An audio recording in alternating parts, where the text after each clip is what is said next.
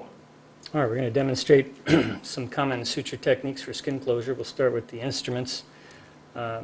These are needle holders, and they're smooth. There's no teeth in them because usually on skin you're going to deal with three main sizes, 4-0, 5-0, and 6-0. And the 6-0 and 5-0 is a little too small to use with teeth. It'll slip through. The important thing for good technique is to have good forceps. These are Adson tissue forceps, 1x2 teeth. And the key to a good forcep is when you gently squeeze it, there won't be any gap between each arm. If you have to squeeze very, very hard, it's fatiguing, and if they don't come together at all, you won't be able to grab the needle, and it's very difficult then to do a running stitch or interrupted subcutaneous stitches. Okay.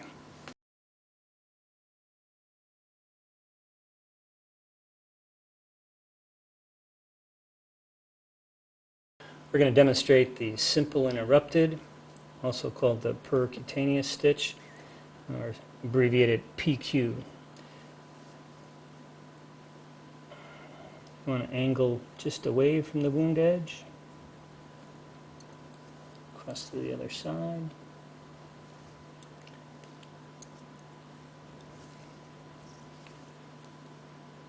And we'll do a surgeon's knot, go around twice. Lay the thread flat.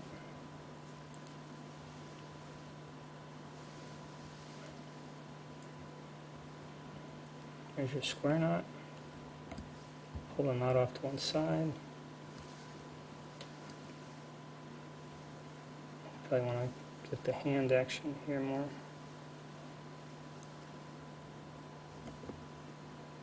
You're tying a knot. If you have a long thread, stick your middle finger out and hold that thread out of the way. Then use the back of your middle finger, to feel the tension on the thread so you don't break it. Going out of the view there.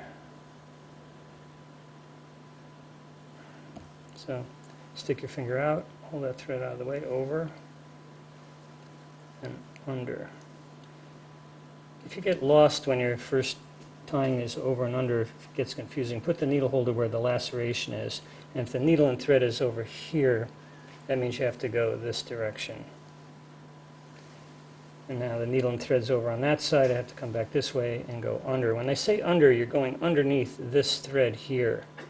You do not, a common mistake is people will go like this, and then they go over the top of the thread to grab the tail. Make sure you stay underneath that thread when you grab the tail. And one way to help yourself is stick your finger out and hold that thread out of the way here, and then you'll never make that mistake. Pull the knots tight so there's no gap in between the knots. Whenever you cut any sutures on the surface, leave a little bit of a tail. People ask, well, how far away from the edge should I go? Look at the thickness of the dermis. And typically you can go half the thickness of the dermis away from the edge, or the same thickness of the dermis. And part of the art of suturing is figuring out how much you need to do. Now if you want to rearm in the middle, never grab the tip of the needle with the needle holder. Grab with the forcep before you pull the needle all the way through, rearm it, then pull it through, and you won't drop the needle and fumble with it. Sometimes you do that when you want to make sure you don't hook a tendon or a blood vessel or something underneath. Okay, go around twice for that surgeon's knot. There's your square knot. Pull the knot off to the side. The reason you pull the knot off to the side is if you leave the knot over the wound, it'll leave a little hole there when it's healing. And once you get the first knot perfect and square, you don't have to keep going back and forth like this with your hands, as long as you go over and under and pull that knot tight so there's no gap. It'll lay right. I'm putting a lot of extra knots in here so you can see. I'll slow it down a little bit. Use the back of your finger to hold that thread out of the way, then use the back of your finger to feel the tension so you don't break the thread. So over, under. All right, that's a simple interrupted. All right, we're going to demonstrate our second interrupted stitch. This is called the buried interrupted or subcutaneous stitch. I abbreviated SubQ. This is the most difficult one to learn, but the most important for cosmetic closures. Typically, you're going to do something like this on the face. I'd like to point out that I'm using a monofilament 4/0 nylon thread, which is non-absorbable, to demonstrate this so you can see it, rather than what you would normally use, which would probably be a 5/0 monofilament synthetic absorbable suture material. We have a smaller needle than we use for the surface. You're going to start on the inside of the wound, below the dermis. You're going to angle up and shoot for the epidermis-dermis junction. I don't know if you can see that here, but there's the needle. Now, never grab the tip of the needle. Always grab with your forceps there and pull it up. Before you pull it all the way out, you could rearm it and then pull it. Now,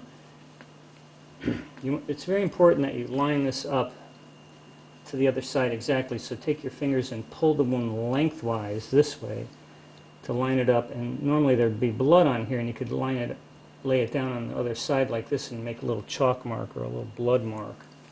Put your forceps right next to where you want to go, evert the edge, and then start from the top and go down at the same depth as you did on the other side.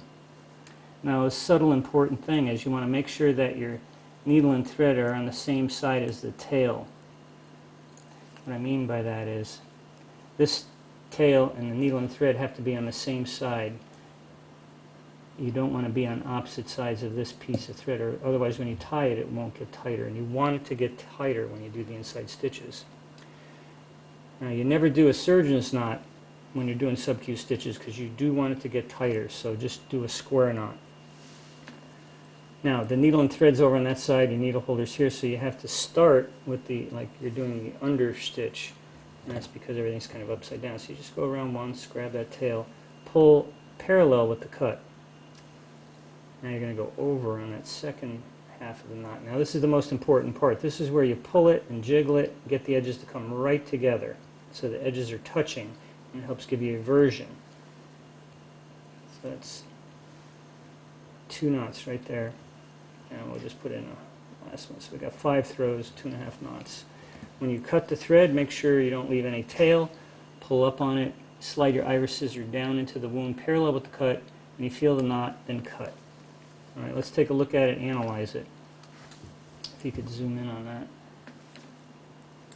All right, you can see that the edges are even on top this way, very important, and also this way.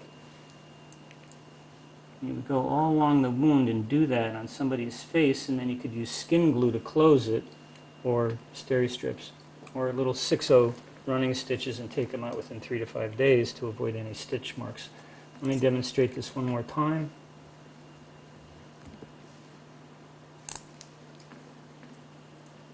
Start from the inside, come up. Pull the one lengthwise, line it up on the other side, invert the edge,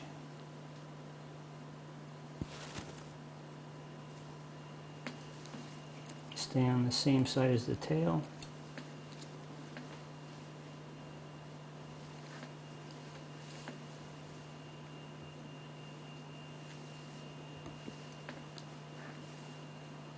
pull it, get that edge together.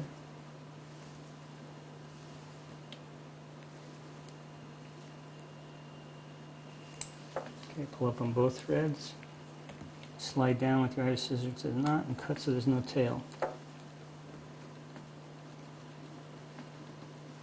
There you go, you buried interrupted or subcutaneous stitch. All right, now we're going to move on from the interrupted to the mattress sutures. There's 3 of them I'd like to demonstrate: vertical, horizontal, and half-buried mattress stitch. We'll start with the vertical mattress, sometimes called the far, near. It's used in areas where you need good eversion, maybe there's some wound tension, and you're not worried about a cosmetic result, so maybe a trauma patient or something. Okay, we'll do it right next to the simple interrupteds. We're going to do the far first. So normally I would go in here, so you got to back away a little further. This is hard for beginners. Sometimes they get too close to the wound edge. And typically you rearm it in the middle on something like this. Make sure you don't hook any tendons or nerves. So there's the far now. Every mattress stitch, your hand position stays the same. Beginners have trouble, students have trouble in the beginning messing around with the needle holder. Never change your hand position in your needle holder. Just all you got to do is turn the needle over upside down like that for all their mattress stitches for the second half. So my thumb was still up. Instead of the needle pointing up like this, you just turn it so the needle's pointing down. Now I'm going to do the near part.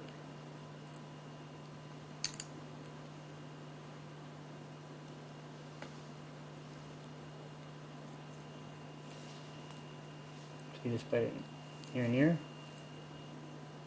and tie it off like normal.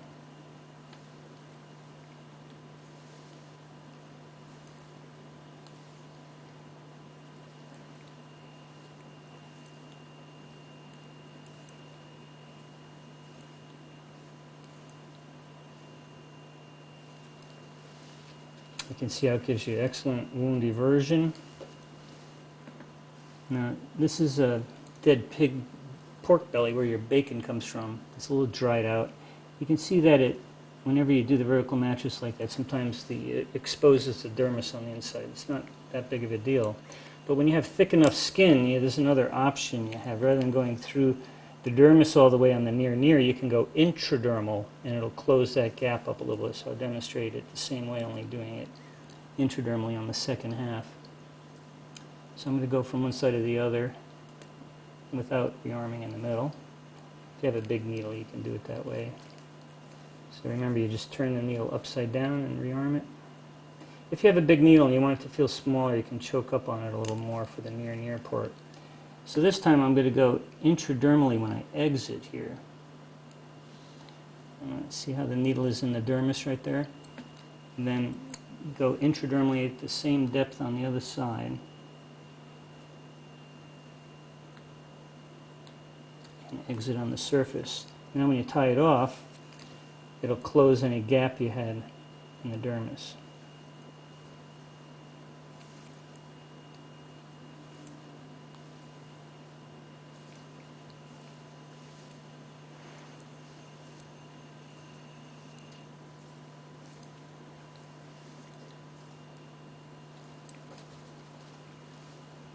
Let's compare the two. Here, I don't know if you can see it zoomed in, it's a little more open than here. It's a little more closed at the dermis junction. All right, that's your vertical mattress. All right, we're going to do the horizontal mattress stitch now. Again, this is for good wound eversion. It's also in areas that have a little more tension, perhaps. You could use it in the fascia area as well as on the skin. We'll do it right next to our vertical mattress. It's like putting two stitches in one. I'm just going to do like two simple interrupteds, right to left with my hand. Again, turn the needle over, upside down when you do a mattress stitch. Now the distance from this side to this side will be equal to the distance to the next stitch. So you're making sort of a square. You're going all the way through the dermis too. Okay.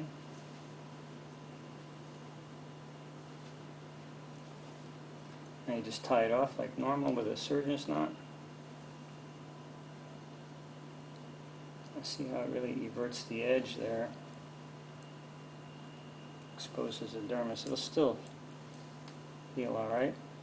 You want eversion more than inversion. Remember, it's going to contract as the wound heals.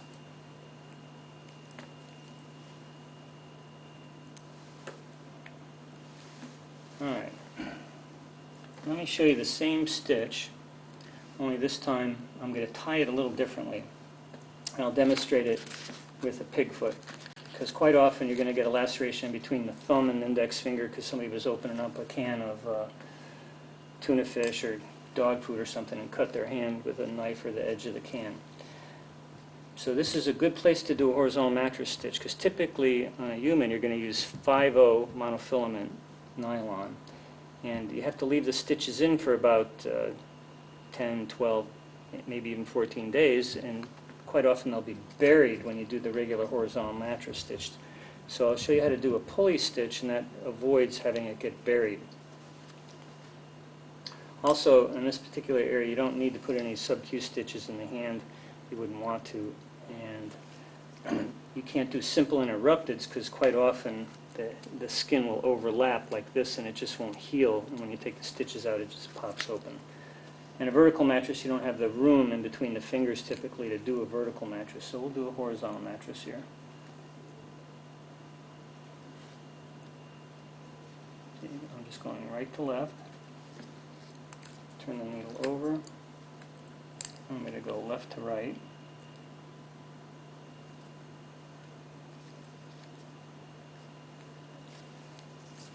Now, it's the same way we did it on the surface of the pork belly, but this time I'm going to make a little loop on the other side. And I'm going to go through the loop with the needle holder and grab the tail. That way when I go to tie it, it makes like a little Y chromosome looking stitch. It makes it much easier to remove it though, it won't get buried. And not only does it evert the wound edge, but it also closes that dermis up better too. I can demonstrate that again with a little bit longer thread. Let's analyze that one. You can see how it closes the wound nicely, and by having the thread go across each side, it brings the dermis together nicer too. Okay. Let's do that one again, only I need more thread.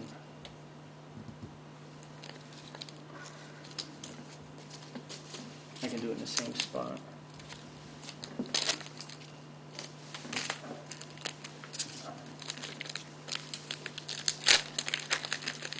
Are these halogen lights? Hot. Yes. Alright, here we go. One more time. You ready? Okay, we're going to do the horizontal mattress again with a little bit longer thread and demonstrate the same horizontal mattress with a pulley stitch. A pulley stitch is one where you go through the loop. And you can do it with vertical mattress too.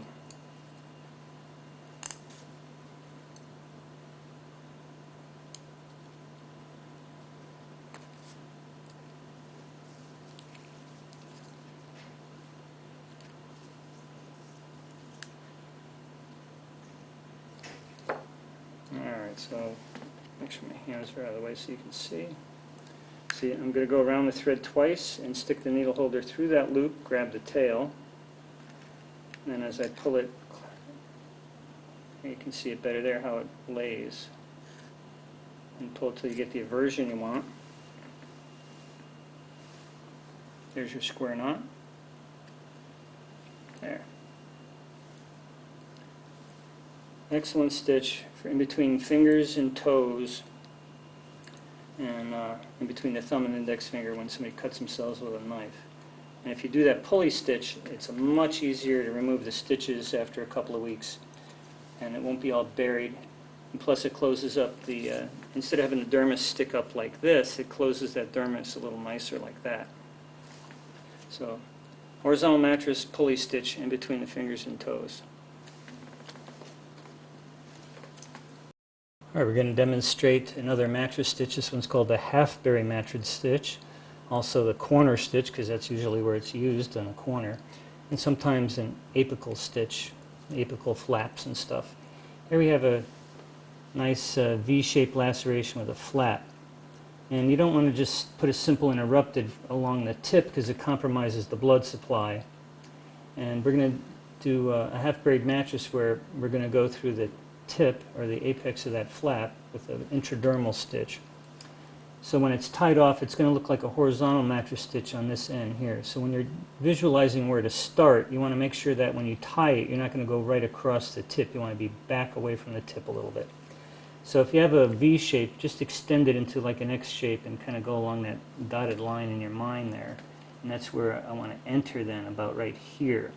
Now how close to the V corner you come is determined by how thick the skin is. So it's only a few millimeters thick, and I have to visualize how much of a bite I'm going to take. You don't want to take too small of a bite where it will rip, And you don't want to take too big of a bite where the tip will be flopping around. So I'm going to go, this is an easy one for students to learn because you go very shallow with your bite. You can see here that I'm intradermal with the needle exiting in the dermis. You don't want to go all the way through. Grab the needle with your forceps before you pull it all the way through, lock the needle holder, and then pull it through. And that way you don't drop the needle and fumble with it. Okay, now here you go intradermally from side to side through the tip. Okay, side to side through the tip. The depth is determined by where you exited there. Again, rearm the needle. Now I'm going to go in intradermally here and exit away from the corner. And now when you tie it, it should pull that tip right up into the corner.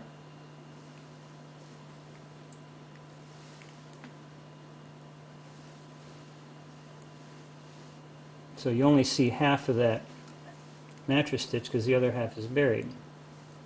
Half buried mattress stitch, corner stitch. Now a common mistake that students make is they go all the way through the dermis with the needle on the first part of it. Then they go intradermally through the tip and then all the way through the dermis again. What happens is it pulls the tip down below the dermis. Common mistake to make in the beginning. Make sure you go intradermally. See, this should all be on the same level plane. Then you could finish it off with SubQ stitches, horizontal mattress, or simple interrupted. The key thing is here you want to be away from the tip with this stitch. Here's the tip there, and you're away from the very tip. And this is a good stitch to use for corners so that it doesn't compromise the blood supply to the tip. All right, we're moving on to the running sutures now. We're going to do the simple running stitch, sometimes called an over and over. It's just like doing a bunch of simple interrupted stitches without stopping. It's excellent for long straight lacerations, like the forehead or a leg. If you're going to do it on the forehead, of course, you're going to do the buried interrupted SubQ stitches first. Again, we're using kind of a large thread 4/0 so you can see it on a filament nylon. Right, we're going to finish this laceration here in our pork belly. So we just start with a simple interrupted stitch.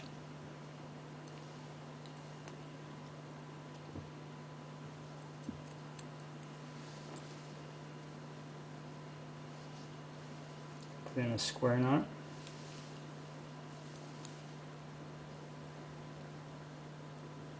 Pull the knot off to the side.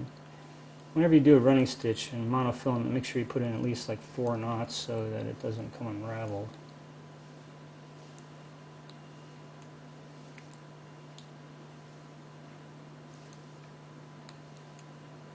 Now, all you have to do is put in another simple interrupted stitch. I want to be about that far from the next one, and I'm going to focus on going right to left, perpendicular to the wound edge. The wound edge is going in this direction. I want to be perpendicular to it. And put it in just like you would put in a simple interrupted. You want to use your forceps to visualize what you're doing so you don't hook anything important underneath. Now, this is the important technique for speed. You rearm the needle here, then pull it through. I didn't drop the needle, I didn't fumble with it. The speed comes in from doing something once and not fumbling with your needle. Again, use your forceps to visualize what you're doing. Right to left. Put it in perpendicular to the wound edges. Rearm your needle, pull it through. Some books will have you do it at a 45-degree angle or so, so that on the surface it looks perpendicular. But it's much more difficult to do it that way. It's just easier to do it perpendicular with your needle, and so it's diagonal on the surface, doesn't matter.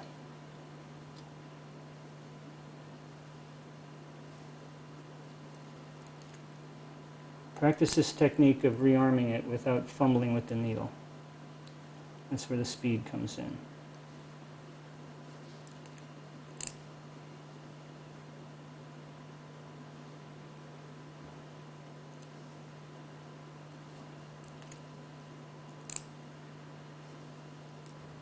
Now you may do a locking stitch accidentally. Let me show you how that happens. If I grab the thread on that side and pull it like this. See how it locks? Oops, you might do that accidentally. I don't recommend you use a locking stitch. It compromises the blood supply and strangles the tissue. Just pull the needle back through like that and you're okay. All right, one more stitch and then we'll tie it off. I'll show you how to tie it off.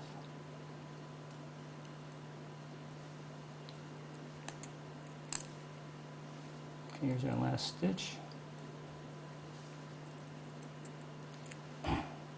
You just leave a loop on the last stitch and then do a surgeon's knot grabbing that loop. Now it's important that you make a square knot here because it'll get tighter and tighter as you tie it if it's a slip knot. So make sure that it's laying square like that. And now it won't get tighter when I do the other parts of the knot. And you do want to put in at least 4 or 5 knots here, maybe 6 on a kid, because this isn't really a good knot and it may unravel or something if a kid's playing with it. So put in a bunch of knots here when you're tying this one off.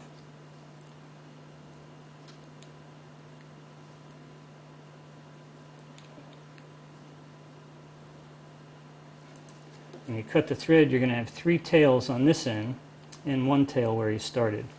So there's your simple running stitch.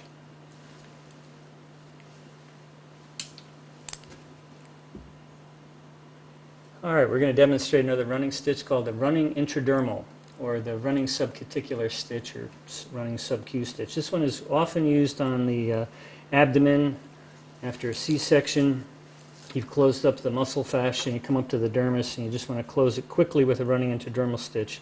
It's not as cosmetic as doing one buried interrupted stitch at a time like on a face, but it is very cosmetic and quick. And then you would just use skin glue on the surface or steri strips. Lots of different ways of starting and ending this suture. I'm going to start it with a buried interrupted like I normally like to start inside stitches, and that way it's locked and I don't have to worry about it.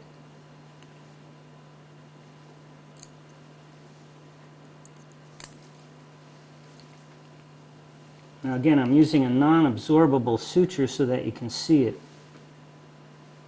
This is a 4/0 monofilament nylon. Typically you would use a 4/0 monofilament absorbable suture, and of course you never use any dyed suture in a dermis stitch, otherwise it might show through like a tattoo.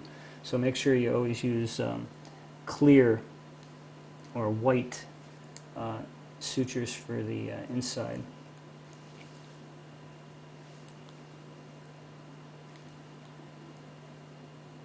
Okay, so this was just a SubQ stitch, and I'm just going to cut the 1 tail.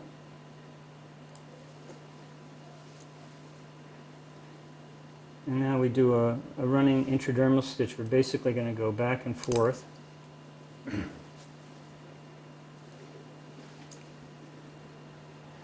Now how deep you go is determined by the skin thickness.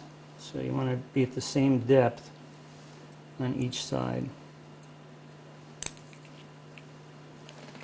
You just go across to the other side, invert your edge, just bite it.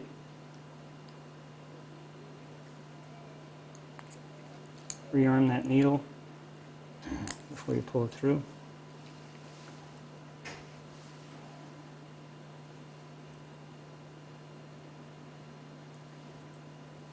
So you pull the needle, rearm it. Pay attention how deep you are on one side.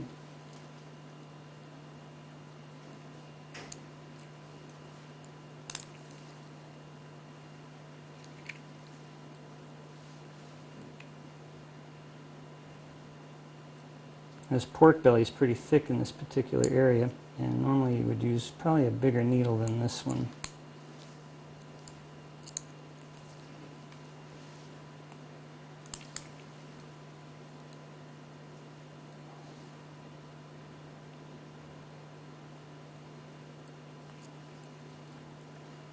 And part of the art of doing this is how big of a bite do I take, how close do I come to the surface and all that. That just comes with practice. And if you take too big of a bite, and it'll be a little more scalloped than you might like, and just put the bites a little closer together.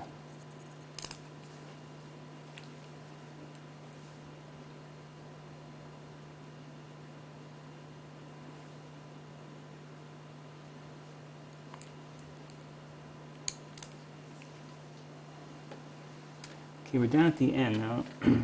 This time I'm going to go put in my last stitch on the right side, and then I'm going to come back in the other direction with the left. I'm going to come across to the other side and head back in the direction we came from.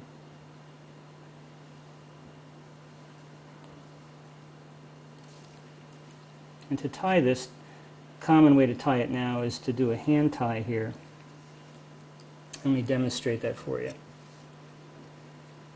We'll zoom out with the camera a little bit. So what you do is you just hold your thumb and index finger with the last part of the thread, make a loop, and you're holding the needle and thread in your right hand.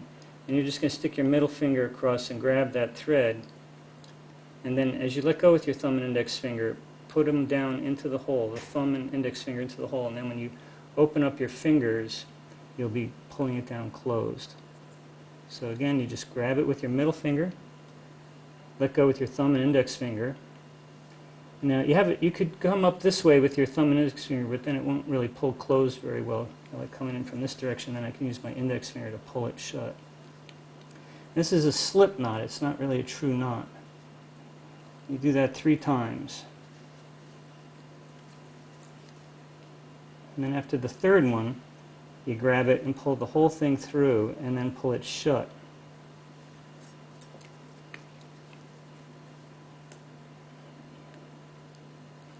Now take your needle, rearm it, and this time you go down into the wound and pop out as far away from the edge as you want. And then when you pull the needle out, that thread will pull that knot down below and then cut it flush with the surface and it's gone. There's your running intradermal, and then you would use skin glue on the surface. Very good.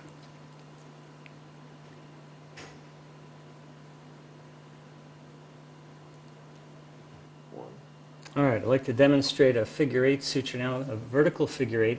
This one is excellent for parallel lacerations in a case where the island of tissue is a little too close to the edges where you wouldn't want to sew up each cut individually, but it's a little bit too much tissue to cut out and then sew up without that there.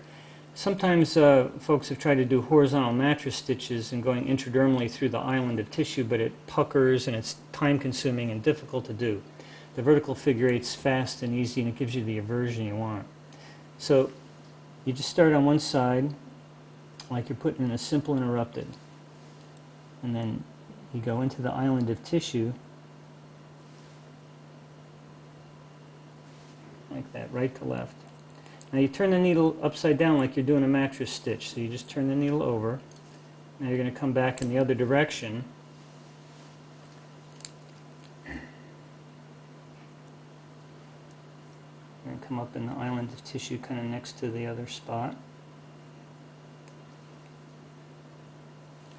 And you're done. And when you tie it, it looks like 2 separate sutures.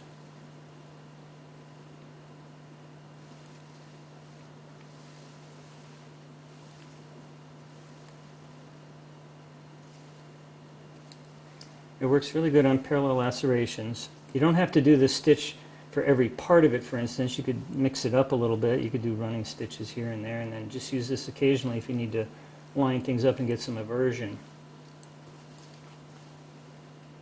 Let's take a look at it. You see how it brings those edges together nicely, and it's quick and easy compared to trying to put in a horizontal mattress there. So that's a vertical figure 8.